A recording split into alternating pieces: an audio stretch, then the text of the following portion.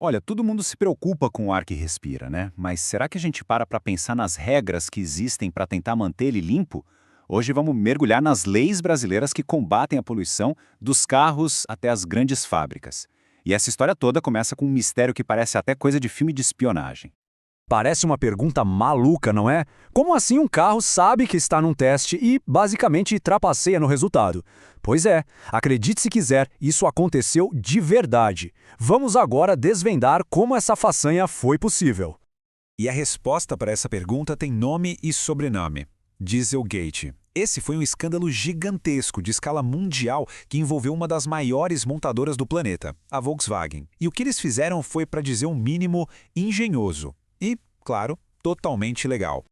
O truque todo estava num software muito inteligente. Quando o carro estava no laboratório, o programa percebia as condições do teste e pronto, ativava todos os controles de emissão. O resultado? O carro passava com nota máxima, tudo lindo. Só que na rua, no mundo real, o jogo era outro. O software desligava esses controles para dar mais potência para o motor. A consequência disso, uma poluição que chegava a ser 40 vezes maior do que o permitido por lei. 40 vezes! Agora, é claro que um tipo de fraude como essa não ia passar batido pela legislação brasileira. Muito pelo contrário.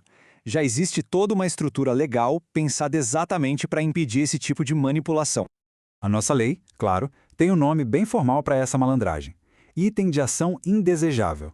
O nome pode até soar meio burocrático, mas a ideia por trás é bem simples. É qualquer peça, qualquer programa de computador que, de propósito, faz o controle de poluição do carro ser pior no dia a dia.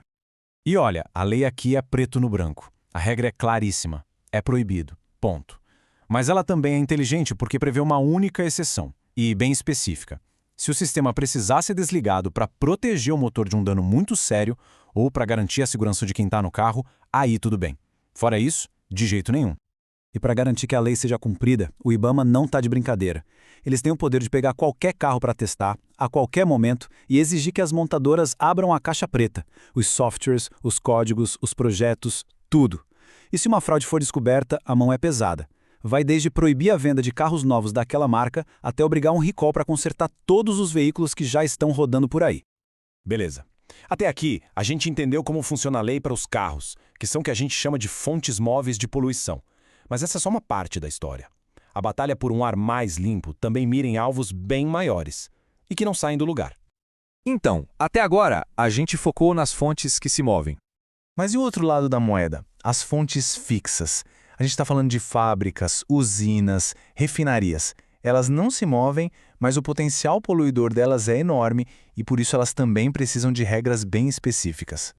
Pois é. Para esses gigantes parados no lugar, entra em cena outra peça fundamental da nossa legislação, a Resolução CONAMA 382, lá de 2006. É ela que dita as regras do jogo para a poluição industrial no país.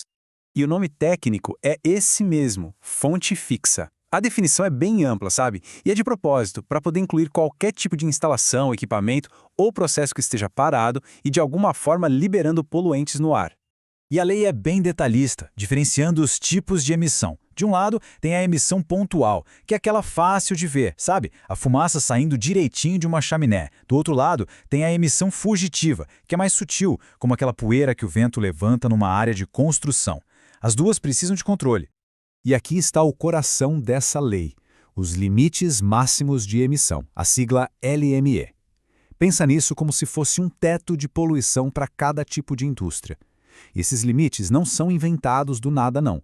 Eles buscam o equilíbrio entre o que a melhor tecnologia disponível consegue filtrar e o que é viável, economicamente falando, para as empresas colocarem em prática.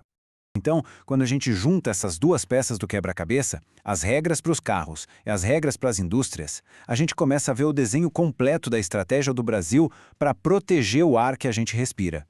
O que a gente vê é uma abordagem que ataca o problema por dois lados, né? De um lado, controlando as fontes móveis, que são os milhões de veículos nas ruas, e do outro, botando limites claros para as grandes fontes fixas, as indústrias. Juntas, essas leis miram nos principais responsáveis pela poluição do ar. Mas, no final das contas, por que tanta regra, tanta burocracia importa? A resposta, infelizmente, está nesse número: 7 milhões. Essa é a estimativa da Organização Mundial da Saúde. É o número de mortes prematuras causadas pela poluição do ar, todos os anos. Isso não é uma teoria, é uma crise de saúde pública mundial. No fim das contas, o que tudo isso mostra é que essa luta é um eterno jogo de gato e rato. A indústria avança, inova e às vezes cria jeitos mais sofisticados de poluir ou de esconder a poluição. E a lei precisa correr atrás, sempre se atualizando para fechar as brechas. É um cabo de guerra constante entre a tecnologia e a responsabilidade. O caso do Dieselgate provou que a fraude pode ser tão avançada e inteligente quanto a própria tecnologia que tenta controlar. Isso deixa uma pergunta fundamental no ar para a gente pensar. Como é que as leis e a fiscalização vão evoluir para estar sempre um passo à frente? Esse é um desafio que, com certeza, só vai ficar mais complexo daqui para frente.